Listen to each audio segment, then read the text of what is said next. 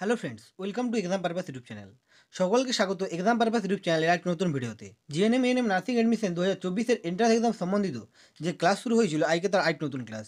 আর আজকের ক্লাসের বিষয় হলো জীবনবিজ্ঞান। আজকের এই ক্লাসে আমরা ক্লাস 9-এর জীবনবিজ্ঞান বই থেকে নেওয়া জীববিদ্যা ও মানব কল্যাণ চ্যাপ্টারটির দ্বিতীয় ক্লাস করব। এই চ্যাপ্টারটি থেকে অলরেডি একটা ক্লাস করানো হয়ে গেছে। তোমরা যদি সেই ক্লাসটি দেখে না থাকো, তাহলে আমি ডিসক্রিপশনে তার লিঙ্ক দিয়ে দেবো, তোমরা সেখান থেকে গিয়ে সেই ক্লাসটা দেখে নিও। চলো তাহলে আজকের এই ক্লাসটি শুরু করা যাক। প্রথম প্রশ্ন, কোন রোগে ফুসফুস আক্রান্ত হয়? উত্তর হবে সি, নিউমোনিয়া। নিউমোনিয়া রোগে ফুসফুস আক্রান্ত হয়। 2 নম্বর প্রশ্ন, লকজো লক্ষণ কোন রোগে দেখা যায়? এখানে উত্তর হবে ডি, টিটেনাস। লকজো লক্ষণ টিটেনাস রোগে দেখা যায়। 3 নম্বর প্রশ্ন, কোনটি ভাইরাস ঘটিত রোগ? এখানে উত্তর হবে এ, হেপাটাইটিস। হেপাটাইটিস হলো একটি ভাইরাস ঘটিত রোগ। 4 নম্বর প্রশ্ন, এইচআইভি মানবদেহের কোন কোষকে আক্রমণ করে? এখানে উত্তর হবে ডি, টি লিম্ফোসাইট। এইচআইভি মানবদেহের টি লিম্ফোসাইট কোষকে আক্রমণ করে। 5 নম্বর প্রশ্ন, ফসলের ক্ষতিকারক পোকাদের এক কথায় কি বলে? এখানে উত্তর হবে এ, পেস্ট। ফসলের ক্ষতিকারক পোকাদের এক কথায় পেস্ট বলা হয়। 6 নম্বর প্রশ্ন, সিম্বগোত্রীয় উদ্ভিদ রাইজোবিয়াম ব্যাকটেরিয়া দ্বারা কোন মৌলটি গ্রহণ করে? এখানে উত্তর হবে বি, নাইট্রোজেন। সিম্বগোত্রীয় উদ্ভিদ রাইজোবিয়াম ব্যাকটেরিয়া দ্বারা নাইট্রোজেন মৌলটি গ্রহণ করে। 7 নম্বর প্রশ্ন, ধান চাষে অণুজীব সার হিসাবে কি ব্যবহৃত হয়? এখানে উত্তর হবে এ, অ্যানাবিনা। ধান চাষে অণুজীব সার হিসাবে অ্যানাবিনা ব্যবহৃত হয়। 8 নম্বর প্রশ্ন, নিচের কোন সায়ানোব্যাকটেরিয়া অণুজীব সার তৈরিতে ব্যবহৃত হয়? এখানে উত্তর হবে বি, অ্যানাবিনা। অ্যানাবিনা অণুজীব সার তৈরিতে ব্যবহৃত হয়। 9 নম্বর প্রশ্ন, কোন প্রকার ফসলের চাষ করলে মাটির উর্বরতা বৃদ্ধি পায়?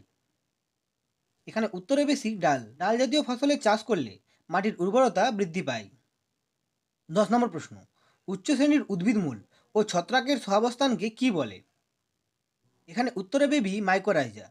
উচ্চ শ্রেণীর উদ্ভিদমূল ও ছত্রাকের সহাবস্থানকে মাইকোরাইজা বলা হয়। 11 নম্বর প্রশ্ন, অ্যাক্টোমাইকোরাইজা কোথায় থাকে? এখানে উত্তর হবে এ, অর্কিড মূলে। অ্যাক্টোমাইকোরাইজা অর্কিডের মূলে থাকে। 12 নম্বর প্রশ্ন, ডেঙ্গু জ্বরের বাহক হলো? এখানে উত্তর হবে বি, স্ত্রী অ্যাডিস। ডেঙ্গু জ্বরের বাহক হলো স্ত্রী অ্যাডিস মশা। 13 নম্বর প্রশ্ন, স্মৃতিকোষগুলি কোথায় সঞ্চিত থাকে? এখানে উত্তর হবে ডি, প্লেহায়। স্মৃতিকোষগুলি প্লেহায় সঞ্চিত থাকে। 14 নম্বর প্রশ্ন, গুটি বসন্ত রোগের টিকা কে আবিষ্কার করেন? এখানে উত্তর হবে এ, এডওয়ার্ড জেনার। গুটি বসন্ত রোগের টিকা বিজ্ঞানী এডওয়ার্ড জেনার আবিষ্কার করেন। 15 নম্বর প্রশ্ন, জলাতঙ্ক রোগের টিকা কে আবিষ্কার করেন? এখানে উত্তর হবে এ, লুই পাস্তুর। জলাতঙ্ক রোগের টিকা বিজ্ঞানী লুই পাস্তুর আবিষ্কার করেন। 16 নম্বর প্রশ্ন, যক্ষা রোগের জন্য কোন ভ্যাকসিন দেওয়া হয়? এখানে উত্তর হবে বি, বিসিজি। যক্ষা রোগের জন্য বিসিজি ভ্যাকসিন দেওয়া হয়। 17 নম্বর প্রশ্ন, রোগ সৃষ্টিকারী জীবাণুদের কি বলে? এখানে উত্তর হবে বি, প্যাথোজেন। রোগ সৃষ্টিকারী জীবাণুদের প্যাথোজেন বলা হয়। 18 নম্বর প্রশ্ন, এস্টাবিমা হিস্টোলাইটিকা মানবদেহের কোন অংশের ক্ষতি করে? এখানে উত্তর হবে এ, অন্ত্র। এস্টাবিমা হিস্টোলাইটিকা মানবদেহের অন্ত্রের ক্ষতি করে। 19 নম্বর প্রশ্ন, কোন রোগে মানুষের লোহিত কণিকা ধ্বংস হয়? এখানে উত্তর হবে সি, ম্যালেরিয়া।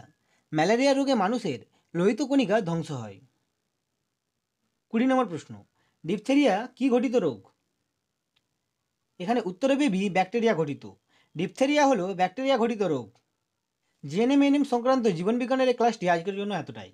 এই ক্লাস সম্বন্ধিত তোমাদের কোনো প্রশ্ন থাকলে অবশ্যই আমাকে কমেন্ট করে কমেন্ট বক্সে জানাও। আমি সেখানে তার যথার্থ উত্তর দেওয়ার চেষ্টা করব। আর যদি আজকের এই ক্লাসটি তোমাদের ভালো লেগে থাকে, তাহলে অবশ্যই ভিডিওটিকে একটি লাইক করে চ্যানেলটিকে সাবস্ক্রাইব করে পাশে থাকা বেল আইকনটি প্রেস করে নোটিফিকেশন বেল অন করে দাও, যাতে করে আমার পরবর্তী ভিডিও নোটিফিকেশন সবার আগে তোমার কাছে পৌঁছে যায়। আবার দেখা হবে পরবর্তী ভিডিওতে। ধন্যবাদ। সকলে খুব ভালো থেকো।